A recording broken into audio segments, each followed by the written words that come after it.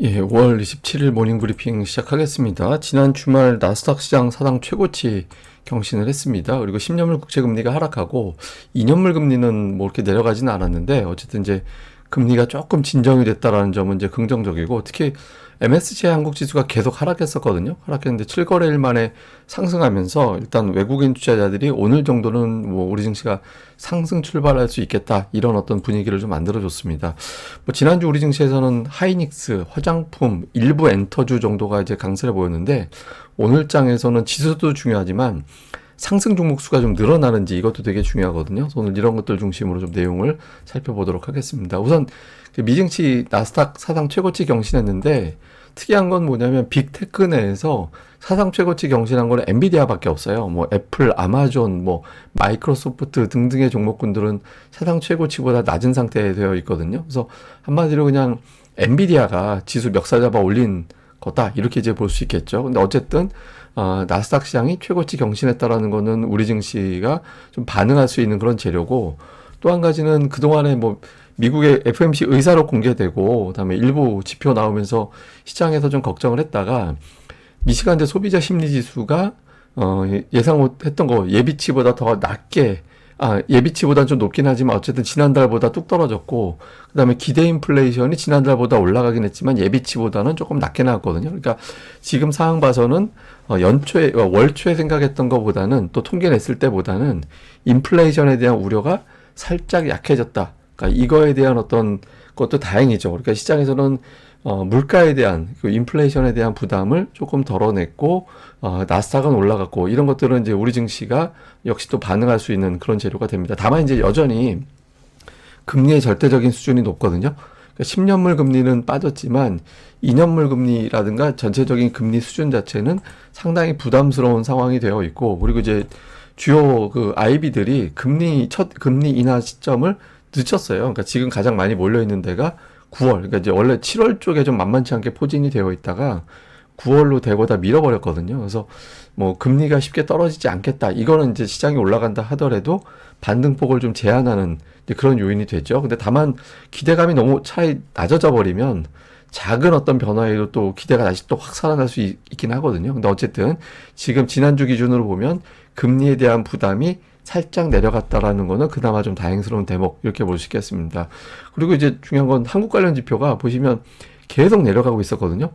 계속 내려가고 있다가 지금 7거래일 만에 올라갔어요. 이게 보시면 이때 이제 15일에 한번 올라간 게 있었고, 그 뒤로는 숫자가 계속 낮아져 있고 있었거든요. 그러니까 외국인 투자자들이 금리라든가 이런 것들에 대한 어떤 부담, 뭐 환율도 좀 만만치 않고 이래서 한국 시장 쉽게 플러스 나기 어려울 것 같다. 그동안에 한 6거래일 정도는 그렇게 봤다라는 거예요. 그런데 이제 지난 주말에 미증시 돌아가는 거 보고, 이 정도 되면 한국이 플러스 낼 수 있겠구나, 한국 증시가. 그러니까 이렇게 판단을 했다라는 거죠. 그래서 이것만 놓고 보면 이제 증시가 일단 긍정적인 출발을 할 수 있는 환경은 된다, 이제 이렇게 볼 수 있겠습니다. 근데 중요한 건 대장주, 그러니까 시가총액이 가장 크고 지수 영향력이 큰 삼성전자의 역할이 굉장히 중요한 날이라고 볼 수 있거든요. 근데 지난주에 뉴스들이 되게 많았는데, 엔비디아의 납품 테스트 통과 못했다, 이런 보도가 나왔죠. 회사에서는 반박을 했습니다. 근데 이제 이게 글로벌 그 여러 업체들 뭐 이렇게 얘기를 해서, 그럼 엔비디아의 통과를 아직 안 했다라는 거야? 뭐야, 뭐. 하여튼 이렇게 좀 어정쩡하게 냈죠. 그리고 또 한 가지는 그 전에 나왔던 뉴스로는 삼성 반도체 수장이 바뀌었다, 그러니까 이런 내용들도 있었고. 근데 우리가 지금 생각을 해보면 삼성전자 실적 추정치는 아직 수정된 게 없어요. 그러니까 엔비디아 공급되고 이거 하는 건 실질적으로 실적에 완전히 반영되기 시작하는 거는 뭐 빨라봐야 올해 4분기 후반, 그리고 내년도 정도 거잖아요. 그래서 실질적으로 올해 실적이 크게 수정될 만한 사항은 아니거든요. 근데 주가는 되게 많이 빠졌고, 그 엔비디아 HBM 관련된 내용들이 만약에 공급이 안 된다, 이건 지금 현재로서는 나올 수 있는 가장 나쁜 뉴스잖아요. 근데 그 나쁜 뉴스가 나온 거예요, 지금은. 그래서 어떻게 보면 재료상 나쁜 뉴스에 피크를 쳤다, 이렇게 볼 수도 있거든요. 근데 이제 이거를 갖다가 이제 투자자들 일부는, 또 외국인들은 아니야, 우리는 말은 저렇게 해도 HBM 엔비디아에 공급하는 윤곽이 여름 전에 나올 거로 봤어, 이렇게 또 생각하는 투자자들도 있었겠죠. 그러니까 근데 지금 삼성전자 주가 위치상 이 정도에서는 한쪽으로 결정을 해줘야 되거든요. 그래서 오늘장 또는 내일, 뭐 만약에 이제 월요일이라서 오늘 하루 넘긴다고 치면 내일장 정도에서 삼성전자가 의미 있는 어떤 상승으로 돌려야 됩니다. 지금 121선까지 빠져 있기 때문에 지금 삼성전자를 사야 된다 이런 게 아니라 시황상 삼성전자가 어떤 움직임을 보이느냐가 2600으로 갈 거냐, 이제 곧 또 바로 위로 회복을 할 거냐, 이게 이제 굉장히 중요한 키가 되거든요. 그래서 오늘하고 내일 삼성전자가 상당히 중요한 날이다 이렇게 봐야 됩니다. 다음에 수급에서는 외국인 투자자들의 매수 기조는 꺾이지는 않았어요. 예, 보시면 조금 정체 속에서 약간 매수하는, 예, 그 정도 흐름이고, 흔드는 건 주로 선물 가지고 많이 흔들었거든요. 근데 선물이 최근에 환율이 불안정하고 이제 채권 금리가 불안정해서 나온 건데, 다만 이제 여기서부터 여기 보면 대략적으로 외국인들이 선물 매도할 수 있는 여력은 여기 정도, 요 구간 정도로 보여지거든요. 그래서 선물 매도 여력이 그렇게 많지 않다. 그리고 현물에서 매수 기조 자체는 유지되고 있다. 그래서 뭐 외국인들이 당장 한국 증시를 팔고 가는 조짐이 있다든가 이런 건 아니고 그냥 흔든다.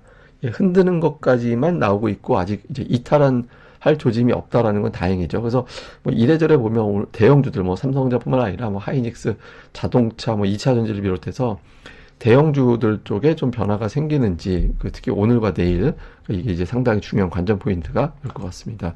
다음에 이제 5월 이후에 이제 주요 종목들 움직임을 보면 하이닉스가 가장 강하죠. 하이닉스가 제일 강하고 그 외에는 주가 흐름이 썩 좋은 편은 아니고 그나마 이제 자동차주가 이제 뭐 제가 현대차 말고 이제 기아를 난 게 현대차는 또 쭉 올라간 것 같이 보여서, 그러니까 기아가 자동차주가 지난주에 좀 살아나고 밸류업 관련된 종목군들은 조금 중반 넘어가면서부터 약하고, 삼성전자는 이제 꾸준하게 이제 밀려버렸고 LG에너지 솔루션은 아예 그냥 내려가고 있는 이런 상태가 되고 있거든요. 근데 이게 이제 하이닉스가 이제 20만 원 넘어가면서 일부에서는 PBR 밴드도 이미 한참 상단을 뚫고 나갔고 20만 원에서 수익 나봐야 얼마가 더 날까? 그러니까 이런 시각이 또 나올 수도 있잖아요. 그래서 하이닉스가 올라가는 것도 올라가는 거지만 이제 조금 덜 오른 대형주가 뭐가 있을까, 또 이렇게 수급이 넘어갈 수도 있거든요. 그러니까 이 순서가 이제 지금은 하이닉스 압도적으로 강하고 나머지가 이렇게 돼 있다면 여기서부터 일부 뭐 밸류업이 됐든 뭐 삼성전자가 됐든 LG에너지 솔루션이 됐든 또 제약바이오가 됐든, 그러니까 다른 쪽이 좀 살아나서 같이 움직이는 두 개 이상의 어떤 대형주들이 움직이는 게 나와줘야 되거든요. 그래서 대형주 쪽에서 어떤 변화가 생기는지. 다음에 코스닥 쪽에서는 그 디지털 콘텐츠 게임주가 그나마 좀 무난하고 엔터주가 부분적으로 좀 살아났고, 반도체는 종목별로 다르지만 전체적으로 흘러내렸고 2차 전지나 제약주는 약한 그런 모습이 나오는데 코스닥이 전체적으로 부진하잖아요. 이게 이제 금리 때문에 그렇거든요. 그러니까 금리가 높은 수준에서는 코스피는 그래도 금리 관련된 종목들이라도 몇 개가 있는데, 업종이 있는데 코스닥은 그런 종목들이 없잖아요. 그래서 코스닥이 상대적으로 부진했거든요. 근데 이번 주 PC가 굉장히 쇼크스럽게 나올 것 같지는 않거든요. 그래서 조금 금리가 이번 주에 진정될 가능성이 있다. 오늘 또 미국이 휴장이고 해서, 그래서 어쨌든 코스닥 쪽에서 일부 종목군들이 조금 반전 시도할 가능성이 있거든요. 그래서 코스닥 시장에서 오늘 한 두 업종, 이 중에서 한 2개 정도 업종 좀 살펴볼 필요가 있죠. 또 중국하고 FTA 뭐 이런 뉴스들 나오고 해서 이제 코스피도 그렇고 코스닥도 그렇고 또 관련된 종목군들이 좀 반응할 수 있는 여건이 되거든요. 그래서 어쨌든 이 중에서 한 2개 정도, 예, 좀 움직임이 좀 확 시장을 끌어주는 종목들이 나오는지도 봐야 될 것 같습니다. 전체적으로 요약을 좀 해보면 그 한중 FTA 협상 관련된 뉴스들이 좀 나오고 있습니다. 뭐 산업을 뭐 확대를 한다부터 시작해가지고 어쨌든 뉴스들이 좀 나왔거든요.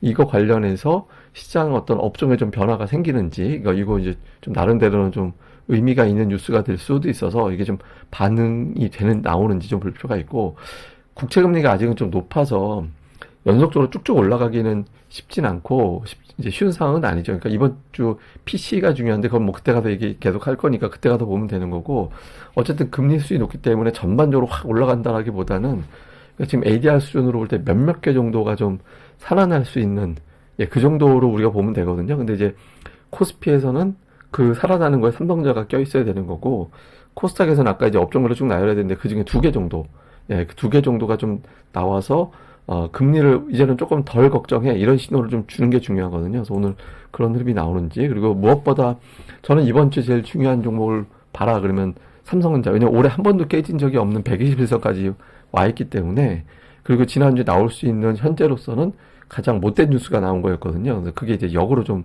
되는, 이건 잠시 또 설명드리겠습니다만은, 오늘장, 내일장의 흐름, 그리고 한국 관련 지표가 이번 주에 처음 살아났는데 외국인들이 선물 돌리면서 좀 매수로 붙이면서 대형주들이 좀 살아나는지, 지수가 어느 정도 넉넉하게 올리는지, 아니면 이제 또 음봉으로 오후장 들어서 판이 갈리는지 이것도 봐야 될 것 같습니다. 근데 어쨌든 중요한 건 지난주에 외국인들이 대규모로 매도를 했고, 금요일에 다음에 삼성전자를 되게 많이 팔았거든요. 그래서 일별 삼성전자 외국인들이 매도를 좀 많이 했던 날, 예, 그날 주가, 그러니까 이게 이제 막대 그래프가 외국인들의 매수 매도 규모고 선 그래프가 삼성전자 주가거든요. 근데 보면 대규모 매도가 있었을 때 그게 또 역으로 바닥인 경우도 있었어요. 예, 그게 이제 바닥인 경우도 있고 그게 또 하락의 시작인 경우도 물론 있었고, 근데 이제 덜어는 바닥인 경우도 더 많았거든요. 근데 바닥인 경우에 전제 조건은 뭐냐면 지난주 금요일 같은 매도가 또 나오면 그건 바닥이 아니라 지하실로 간다라는 의미가 되는 거예요. 그래서 오늘 월요일이라 이제 좀 월요일하고 목요일은 또 일정상 특이한 게 있어서 어떨지 모르겠습니다만은 어쨌든 오늘장에서 외국인들이 삼성전자를 지난주 같이 팔면 안 됩니다. 그러니까 팔더라도 지난주 절반 이하.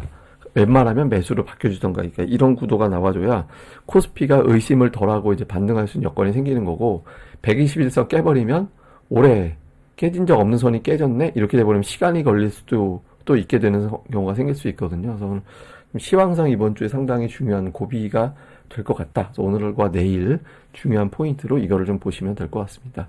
뭐 자세한 건 제가 또 뭐 내용 나올 때마다 전달을 해드릴 거고요. 그리고 이번 주 예고를 하나 해드리면, 이번 주는 평소보다 방송 올려지는 시간이 조금, 특히 이제 오후 방송은 늦는 날이 더 많을 거예요. 그러니까 보통 일반적으로 제가 올리는 시간이 4시 조금 더 되면 올리는데, 항상 아마 뭐 대여섯 시, 하여튼 그때 돼서 올려지는 날이 더 많을 겁니다. 그래서 이번 주는 오후 방송이 평소보다 계속 늦게 올라갈 거다. 월요일을 빼고는 뭐 그거 좀 이해를 부탁을 드리겠습니다. 예, 그럼 또 하루 잘 보내시고요. 저는 다음에 뵙겠습니다. 이 방송 구독하기와 좋아요 꼭 부탁드립니다. 감사합니다.